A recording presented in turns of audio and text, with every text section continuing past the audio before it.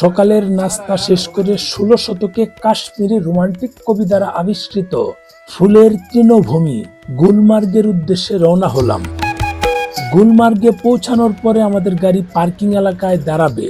সেখানে অভ্যন্তরীণ দর্শনীয় স্থানগুলো যা আপনাকে হাঁটা বা ঘোড়ায় চড়ে নিজের খরচে যেতে হবে। আমরা অলরেডি চলে এসেছি।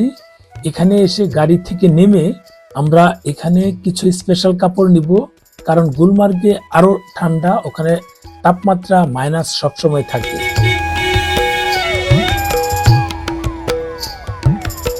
তাই এই যে ঘরগুলো দেখা যায়, এখান থেকে আমরা কাপড় চোপড় চেঞ্জ করব। আর এই যে সামনে জায়গাটা, এখান থেকে আপনারা প্রাকৃতিক কার্য সেরে নিতে পারেন, যদিও গুলমার্গেও এগুলো অভাব নেই।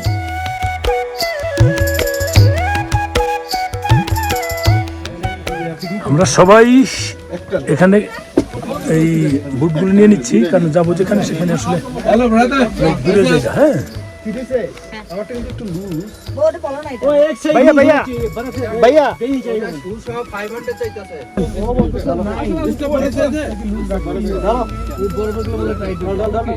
হ্যাঁ, নতুন থেকে দাওটা শু নতুন থেকে দাও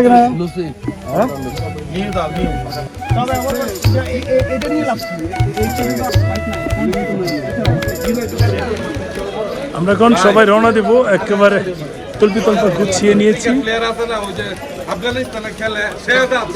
শেহজাদ না, যে যার মতো জুতা সহ অন্যান্য সামগ্রী পরিধান করে আমরা গুলমার্গে যাওয়ার গাড়ির জন্য অপেক্ষা করছি।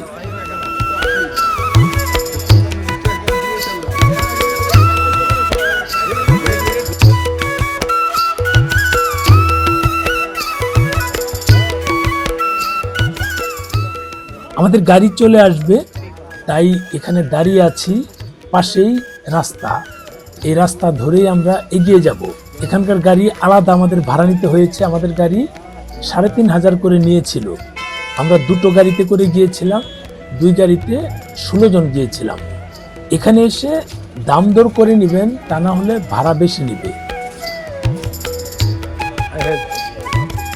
এখান থেকে ঠিক নিচের দিকে কিছু গ্রাম আছে।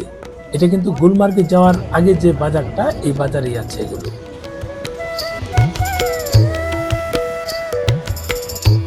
আমরা গাড়ি পেয়ে গেলাম, গাড়ি পেয়ে রওনা দিলাম।